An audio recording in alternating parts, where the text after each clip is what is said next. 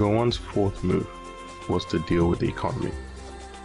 Firstly, he created a Nigerian currency, the Naira, to remove the lost links with the colonialists. Secondly, he took measures to address foreign ownership of Nigerian companies.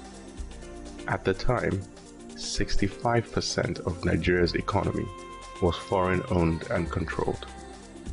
The foreigners consisted of two groups: the European conglomerates and the Lebanese, Syrian, and Indian traders. Not surprisingly, there was widespread resentment of this overwhelming presence of foreign capital in Nigeria. Gowon, being sensitive to that, announced the Nigerian Enterprises Decree, which limited foreign equity participation in most sectors to 60%. And effectively forced foreigners to sell shares in their businesses to Nigerians. The various steps he had taken were very well received by the population, and the general feeling was that Gowon would steer the economy to a strong position. At the same time as Gowon was making his moves internally, God was blessing Nigeria externally. Nigeria had joined OPEC in 1971. At the time, Bonny Light, Nigeria's oil, was priced at $2.65 a barrel. On October 5, 1973, Syria and Egypt attacked Israel, starting the Yom Kippur War. Western countries publicly supported Israel, prompting the Arab countries to impose an embargo. Overnight, 7% of the world's oil production was turned off.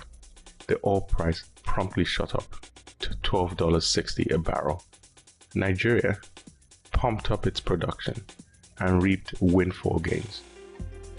With Nigeria experiencing the perfect storm, the stage was set for resurgence.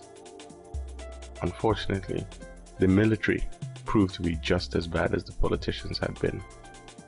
The windfall oil revenues were squandered and used to provide luxurious trappings for the elite.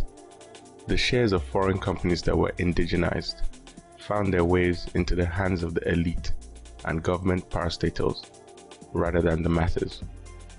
This was because the government, top-ranking officials, and already wealthy families were the only ones with the capital and access to buy shares. In fact, the wealth of several well-known Nigerian families can be traced back to the preferred role they were given at the time of the indigenization decree. Incidentally, most of the wealthy Igbos missed out on the windfall.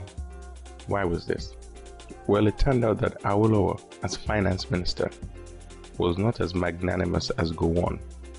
Awolowo was responsible at the end of the war for giving back to the Igbos all monies they had left in their accounts before the war.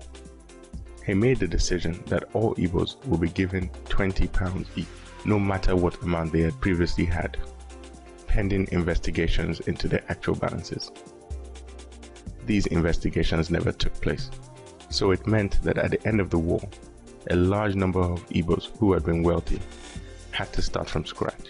So when the indigenization decree came round, none of them had the capital to participate. Despite